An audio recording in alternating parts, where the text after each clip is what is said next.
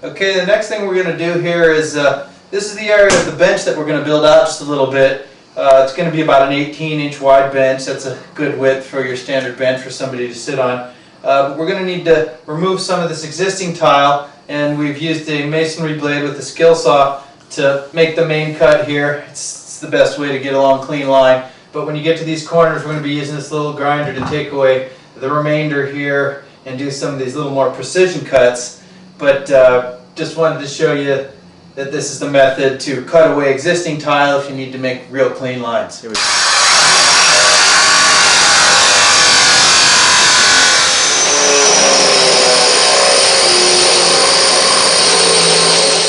Okay, we decided that this rod issue went a little bit further than we first thought, so in the best interest of making the job solid in the end, we decided we were going to cut out these floor tiles. It's also going to help us in terms of framing up our new bench and pouring our pan.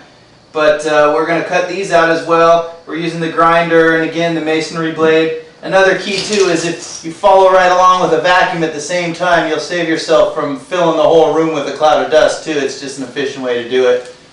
You can see here we decided to put a couple pieces of blocking in there to hold up the plywood too, just so this tile floor wouldn't sag at all and crack over time.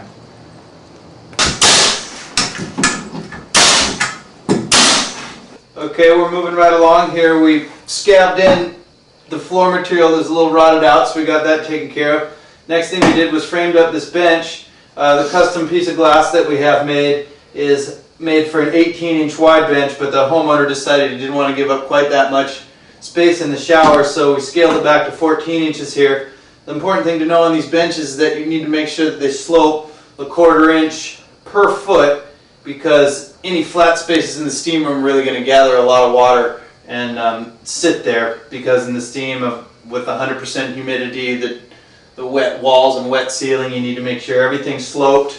The thresholds on your door, the benches, and the ceiling, of course, which we'll be covering a little bit later.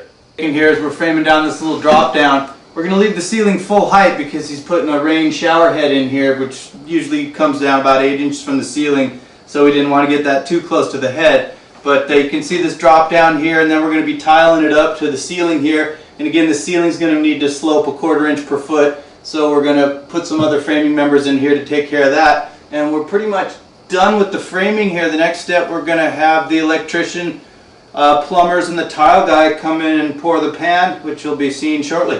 Okay, so you can see we've finished putting the slope on the ceiling, got our drop down completed. We also framed in a couple boxes here. These are going to be for shampoo bottles. Don't forget, if you're going to have any alcoves like this in your steam room, that the bottom of that also will need to be sloped. We're going to be using these little 4-inch cans. These are wet rated cans, of course, for the 2 ceiling lights. And we had to put a couple pieces of framing a little close together than the 24-inch joists so that we could mount these and have them be sturdy up there. But this pretty much takes care of the bulk of the framing. We might need a couple little pieces to hold up some of the plumbing and some of the other electrical, but luckily we're going to call it a day and we'll move on and we'll get back with you tomorrow.